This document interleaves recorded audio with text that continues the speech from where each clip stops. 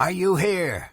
Hey, everyone's here. Let's get this thing going. This is the Paul Leslie Hour, and you're about to experience Paul E. Leslie's interview with Yelawolf. We're really excited about this episode. It's just that simple. Yelawolf is a marvelous musical talent as a songwriter and performer. Now, Paul was asking one of Yelawolf's fans, is Yelawolf better live or in recordings? And this gentleman replied, both. So, Yelawolf has upcoming tour dates around the USA and even in New Zed, that's down under. And this one sounds real good. He'll be at the Ryman Auditorium, the Grand Ole Opry House in Nashville, Tennessee, November 17th this year, alongside his good friend Shooter Jennings and their group Sometimes Why. Check out for details, spelled YELA. WOLF, Yelawolf. And don't forget, we need PEOPLE like YOU to help keep the PAULLESLIE hour going. And you can make your contribution of any amount at any time at www.thepaulleslie.com/support. And we say THANKSS. Paul Leslie and Yelawolf, let's go. It's time. Yes! Coming live through the Bentley, baby. Let's go. Well, ladies and gentlemen, I'm very honored that you've all tuned in with us. I have a very special guest with us on this episode. Yelawolf is joining us. He is a prolific recording artist, performing artist, rapper, singer, songwriter. It's a great pleasure. Thank you so much for joining us. Yeah, well, it's a pleasure to be hanging with y'all today, man. How are you? Doing good. Recovering from a little bug, so I'm glad to be alive. You're recovering from a little bug, and I'm recovering from a little buzz. A buzz, okay. Yeah, I didn't have a bug, but I had a fucking hellified buzz about 10 hours ago. Okay, well. Yeah. So you're like I'm recovering from a buzz every day, you know. It's like either one buzz or another. It's all good. Life is good. Can't complain. Good. I see you're out in the getting the blue skies and ultraviolet rays. Are you in the where are you in the country right now? I'm in Nashville, Tennessee. Yeah, just outside of House of Blues recording studio and Blackbird recording in Berry Hill. It's where I did all my records. It's where I'm doing all my current records as well, but it's where I've recorded pretty much everything.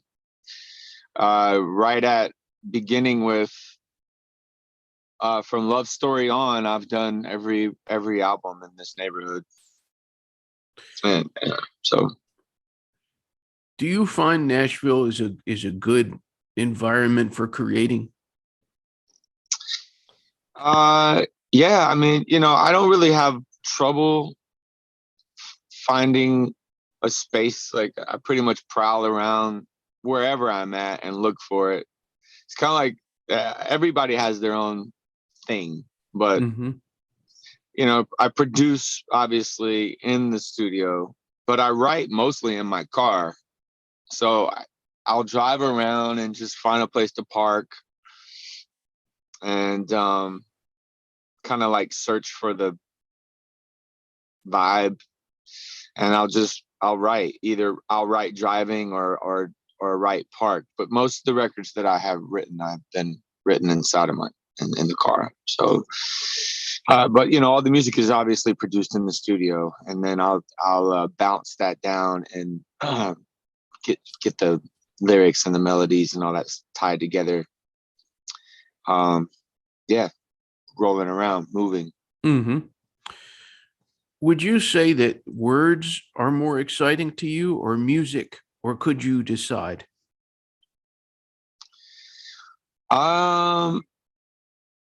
it's, no song ever happens the same twice. Mm-hmm. It's the strangest thing. It's like an infinite amount of combinations that create a song. I mean, it blows my mind that it literally never happens the same. Like last night, I'm producing a record on Young Buck right now, and I had this Roland synthesizer, and I turned it on and I hit a D, and then I just held it. I was like, yo, hit record. We had nothing going on in the studio. It was just one note. And we wrote a smash to one note. There's no drums, there's no nothing. It's just one note. So it was like, wow, never done that before. It's like, so sometimes it'll happen with a concept, a melody. Sometimes you just have a great cadence. You know what I mean? Sometimes it's an acoustic guitar or a piano. And then there's a marriage between all of those things, melody, music, words. When they all come together correctly, then you get a good song. But there's no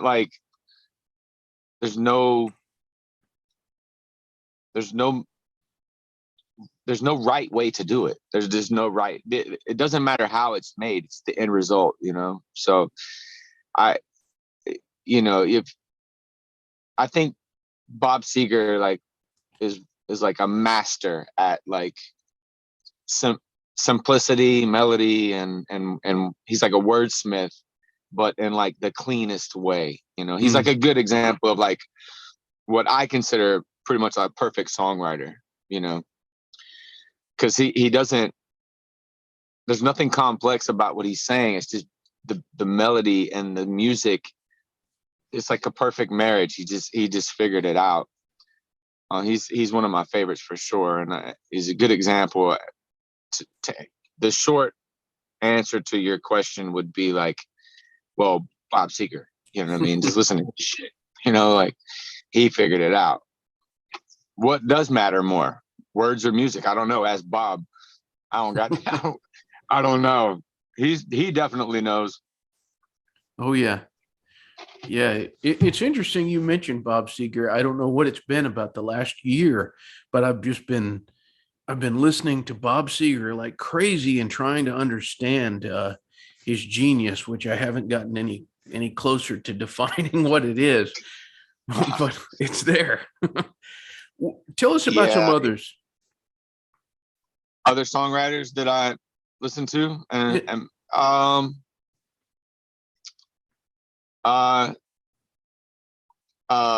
as far as that goes, that particular, vibe, James Taylor is another like brilliant songwriter.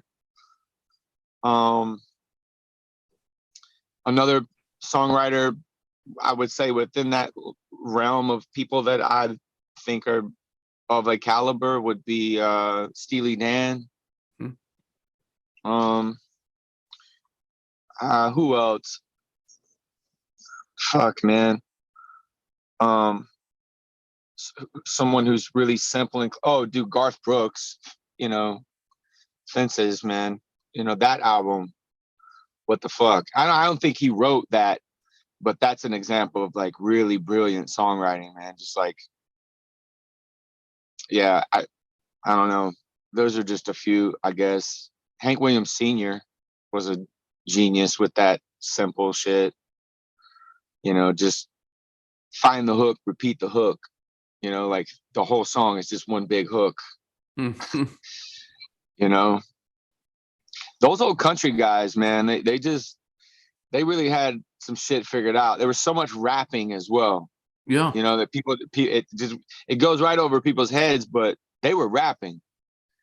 Like Devil Went Down to Georgia, those are rap verses. That's true. You know what I mean? But people don't like, or Johnny Cash rapped a lot. Like a lot of rapping, just talking in rhythm. Right. They didn't like know what they were doing, but you could strip those acapellas and put them over a hip hop track, and there it is. You know what I mean? So it's like there's a lot of inspiration there as well. You know, you kind of just put shit together. Like everybody has a different recipe for songwriting. But, you know, a lot of chops that I use come from like bluegrass. You know what I mean? Like I spent a lot of time as a kid hanging out like at bluegrass festivals randomly, but I went to a lot, you know, because it was fun. But you think about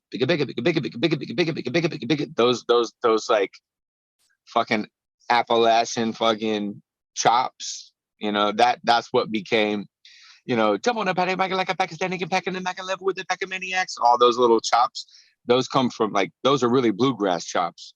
But deliver them over hip hop, and people are like, "Whoa, he's going nuts!" But really, it's just banjo rhythms. Interesting, very interesting. Well, one of the things that prompted me to try to get in touch and see if we could do an interview is this great collaborative effort that you've done with Shooter Jennings, just out this year. Of course, I'm talking about Sometimes Why. And tell us a little bit about how you came to meet Mr. Shooter Jennings. What was your first impression when you met this guy? Well, you know, we were like,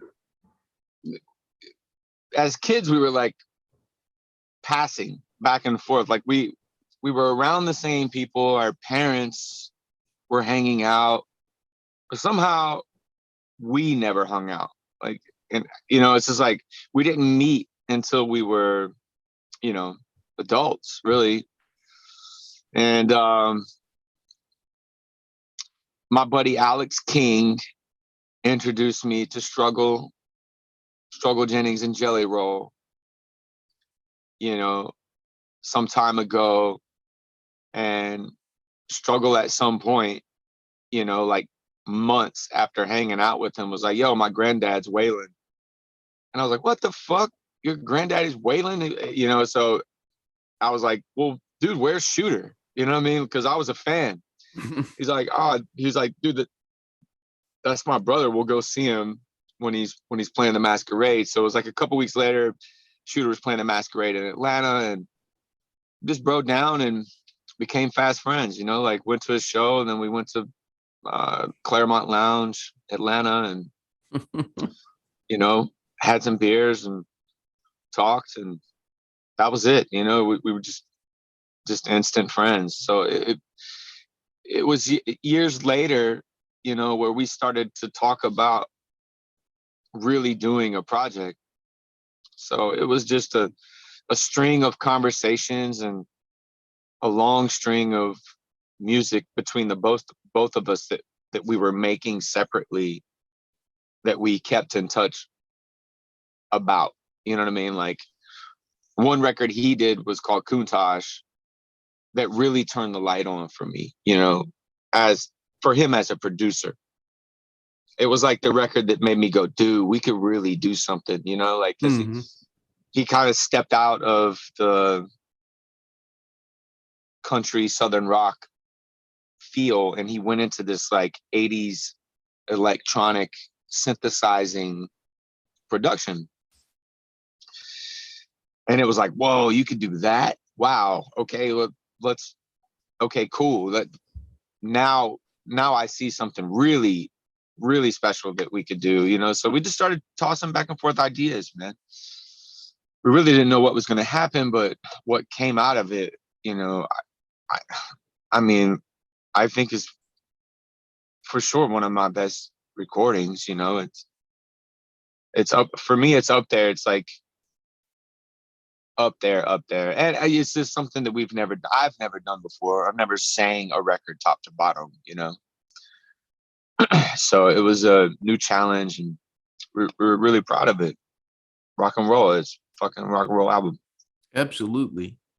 And it's just one of those albums, when you listen to it, it's really hard to pick a favorite, you know, not that you have to, but it's just one great song after another. And thanks, man. Yeah, absolutely. I love it. So tell us about that track, Rock and Roll Baby.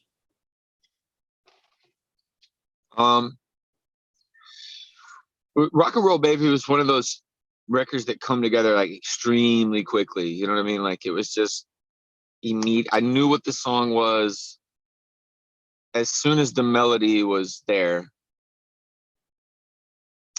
I just knew I knew what the song was about. I knew it was just done. It was done in my mind. It was done. All I had to do was like insert lyrics, you know, and put the right words in the right place, and then this song is done. So that song is, you know, it's just like just waiting to happen. Some songs are in you, waiting for a moment. It's just like you're not trying to write it. You're not. It was just there. It was like compartmentalized somewhere in my mind. You know what I mean? In my mojo, I guess. You know, it was like it was just in there, just waiting for the foundation. And so that song is extremely therapeutic. You know, it's just like the coolest shit about music when those songs happen. It's like, man, if any kid anywhere around the world can relate to this story, it's gonna help them. Mm-hmm. You know, and personally, that's what it is for me. I don't. I love the fucking song. Obviously, I think it's a fucking incredible song that Shooter produced. But like personally, I don't care what the song does. I don't care how successful it is. It doesn't matter to me. All I care about is like, just wait till that right kid hears this. You know, that when they hear this song, they're gonna be okay. You know, I wish I had that song. You know, when I was a kid. You know, like it's just one of those. You know, just personally, you know, important to me. You know, you know, something to leave behind. Like, yeah, man, we did that. We did all right. You know. And the music video that goes with it, it just perfectly captures the emotion of the song. You know, I hope everybody out there, if you haven't seen it, please check it out. It's so good. Yes. Yeah. Please check it out. Thank you. Yeah, that's my good friend Spidey, who directed that. He did Best Friend with me and Marshall. He's done. I think we've done a total already of 15 videos, Spidey and I. But yeah, he had the genius of putting that story on another kid, like in allowing someone else to live this reality. Because at first I was thinking, let me tell this story.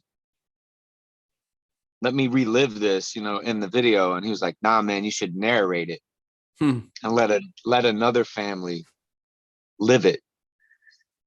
So I was like, I had chills. I was like, damn, dude, that's crazy. He's like, yeah, man, we'll put you in a hotel room. Don't even look at the camera. Just perform it. And then we're going to have this other kid perform we're going to have a kid perform your emotion. You know, it was, yeah, that song and that video, you know what I mean? It's just one of those magical moments, man. You know, some things just work out. You know, they just do. And I've shot videos. I've probably got about 10 videos that are sitting on the shelf over my career. You know what I mean? That'll never see the light of day because they didn't work out. You know, the edit sucked, or it didn't go with the music. It's like, this isn't gonna work, you know. So if a video makes the cut, it's that's one thing. But if a video like tells the story like that perfectly, it's like, damn, man, it doesn't happen that often. You know, that's like Pop the Trunk, you know what I mean? Like that was perfectly shot. You know what I mean? Like my first breakout single as a hip hop artist was just right. You know what I mean? $5,000 video shot on a 5D with no lights. Just a camera, just walking around filming. It just had the right recipe, had the right people and the right everything. So it just works out sometimes. Would you say it's a fair statement that your interest in collaborating and doing things like this with somebody like Shooter or otherwise, has that gone up? Is it what? Has it gone up? Like, wouldn't you say it's fair to say you're more interested now in collaborating than ever? I mean, that's a really good question, man. Like, because I mean,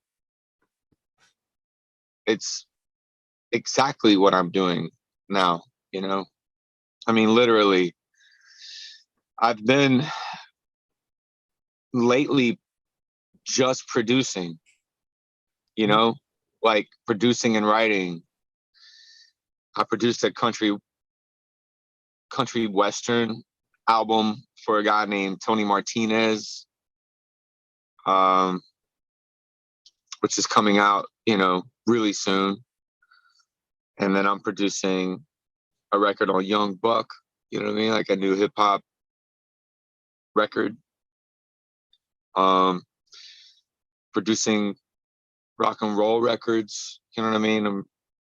I'm doing everything that I've kind of picked up, I'm just exploring it. And I'm really interested in, helping, you know what I mean? Helping artists and helping younger artists figure it out,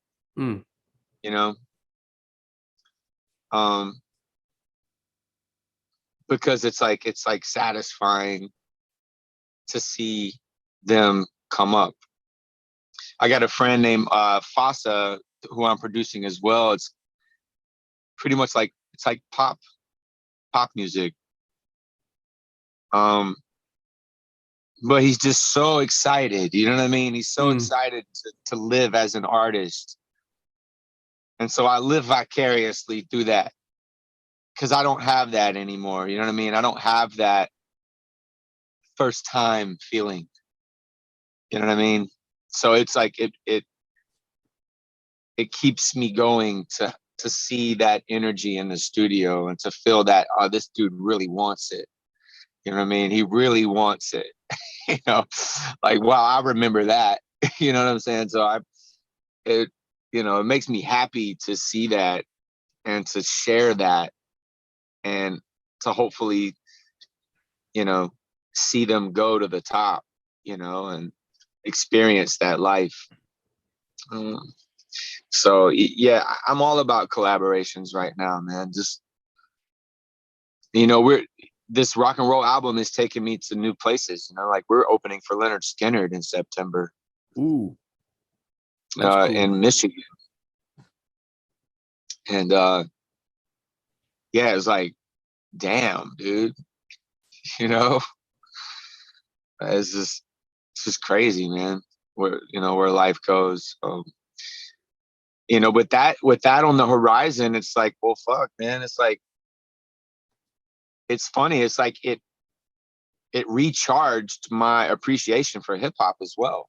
It's strange. You would think that it would like set me on this like new, okay, I'm just doing rock now, but it wasn't that way. It was just like, damn, you're so used to hearing the rock album and performing it. So when I step back in the studio and I hear a great hip hop record, I'm recharged about it. You know what I mean? Because I had so much focus on sometimes why.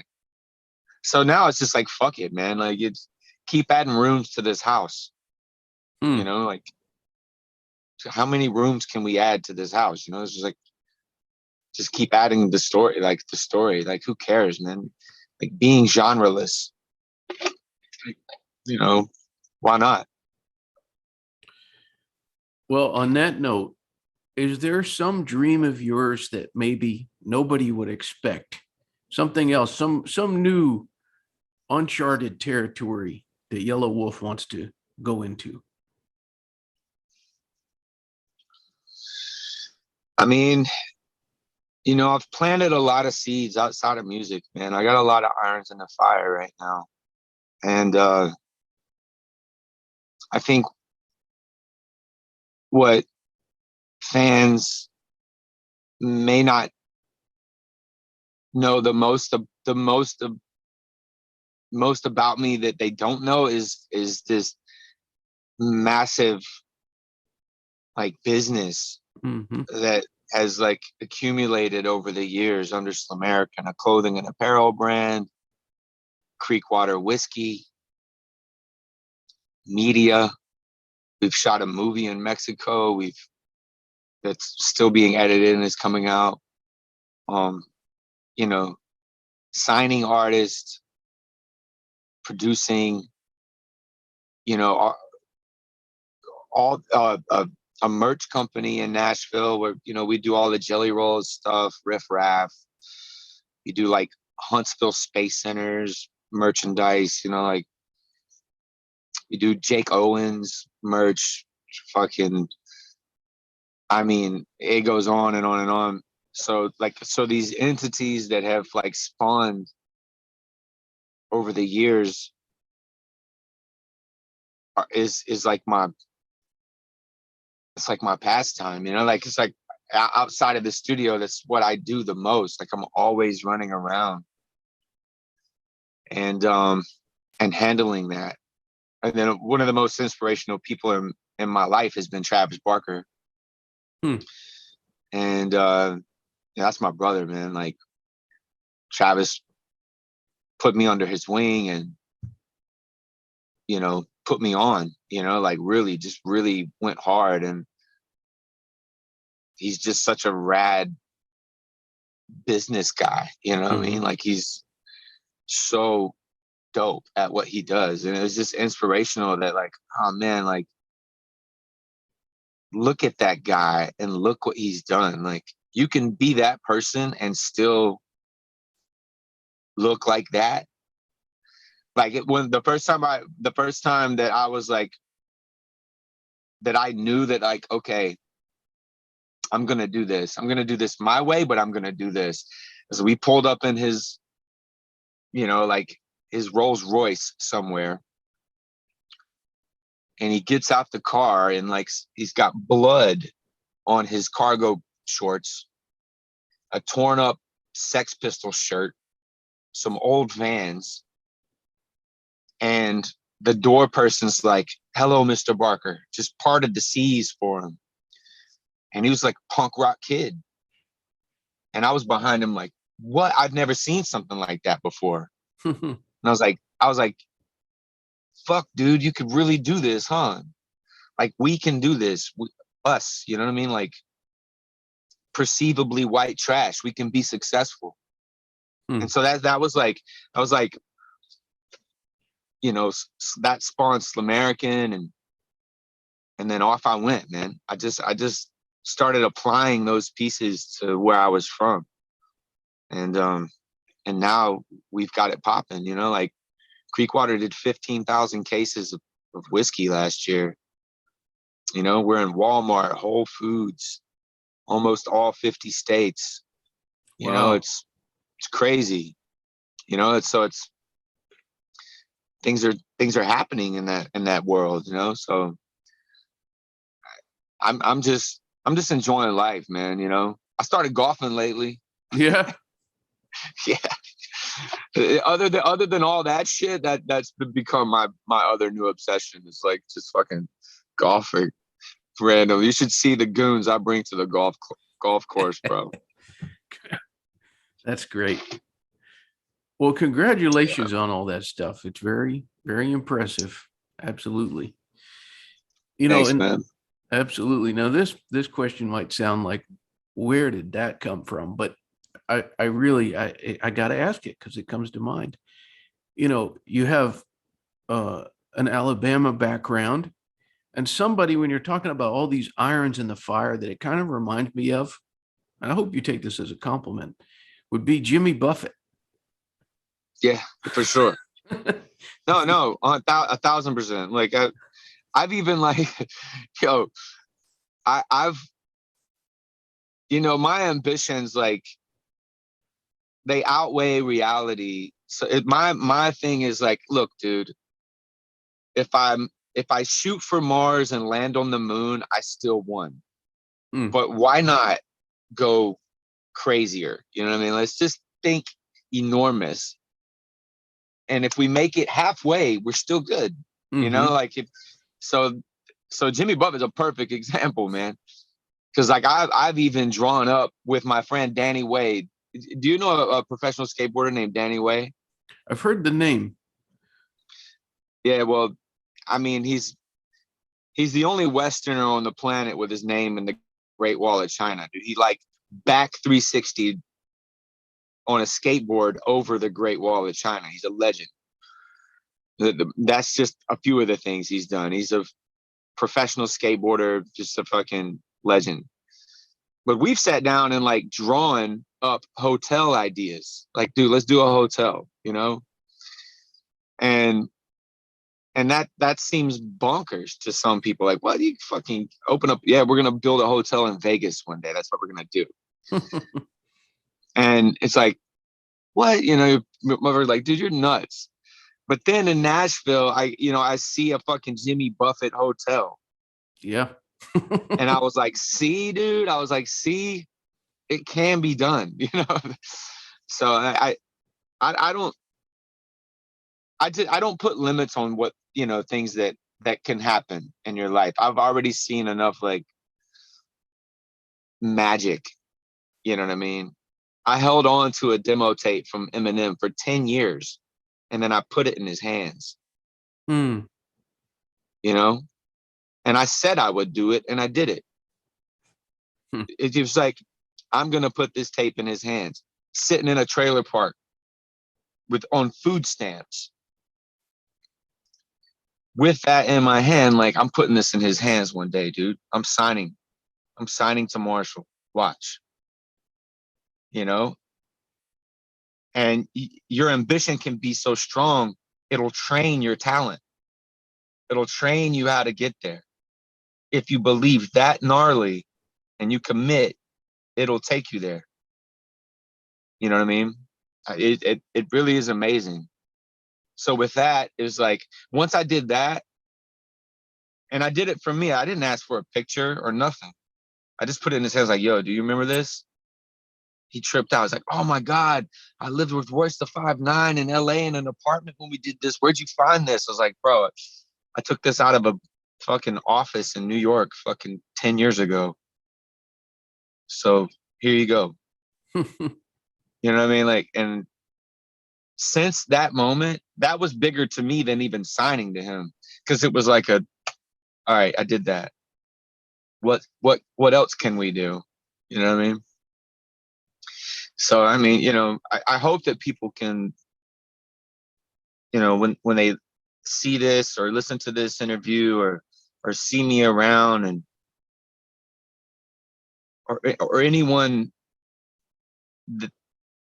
that is carving out music and business and all that stuff, and that they can be inspired to do it, There's enough to go around, man. I'm not reinventing the wheel, man. I'm just navigating through life like everyone else, But if you just start to understand how to turn your fears into your superpower, then you can do anything. Has there been a compliment someone has given you that through the years has meant the most to you?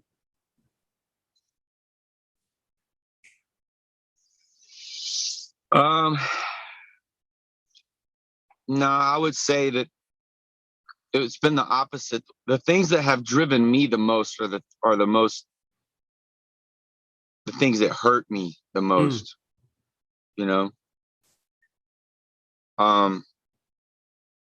One time in particular, my first underground project was called Creekwater, and I produced it on a little MPC 2000. recorded it in my house, and my friend Wayne Bush, rest in peace, he printed up 5,000 copies of that CD. And so all of my friends, you know what I mean? Like, you know, we were trying to sell them out of the trunk and just anywhere we could. And we were still, extreme, we were poor, man. You know what I'm saying? We were still, I was still on food stamps. I had like 2 kids already. And I had my youngest in my arms, Phoenix. He was a year old.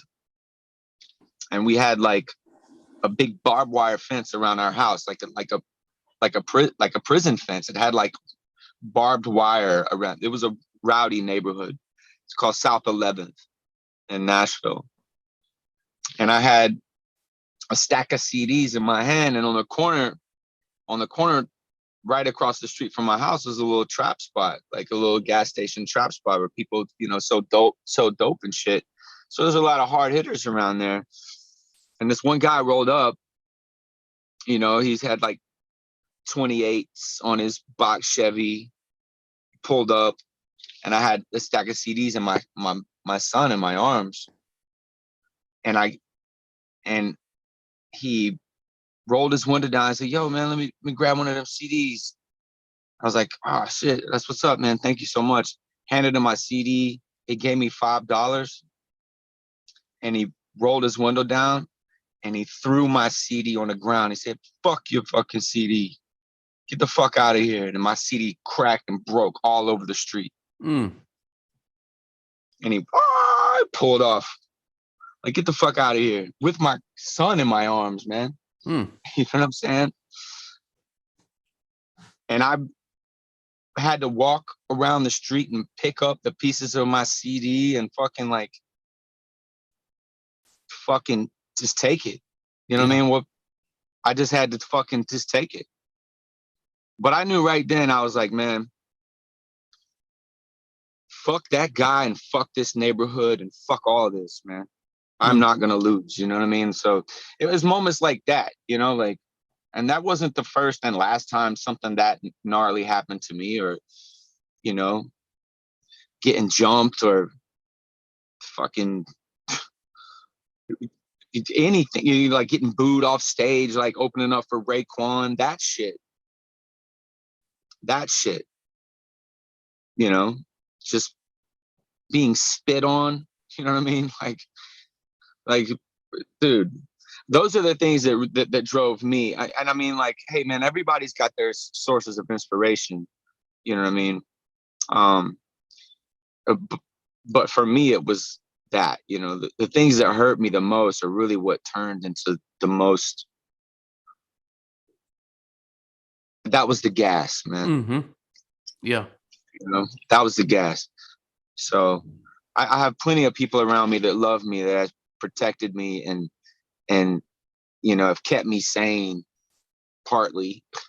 And so, I'm very fortunate for that. But, as far as what has driven me is, those hurdles, man. God. And I try to tell artists that too, man. Like the artists that I'm signing now, like, man, man, good luck out here. You know what I mean? You're about to go to war. You're literally about to go to war. C'est la vie. It's over. It's over, dude. It's like you're,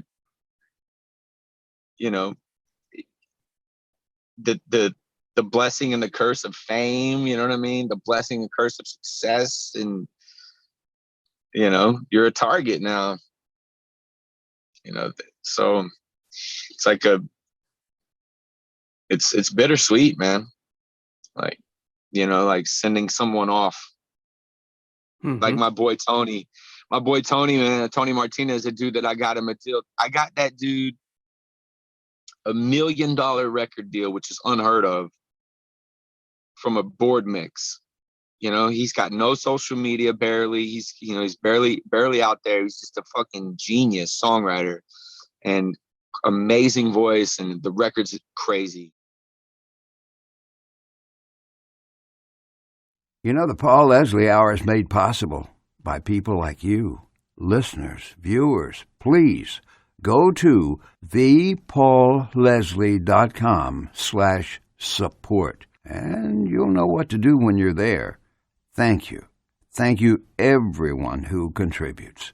Performance of The Entertainer intro song by John Primorano. And of course, this is your announcer speaking. See you next time on the Paul Leslie Hour.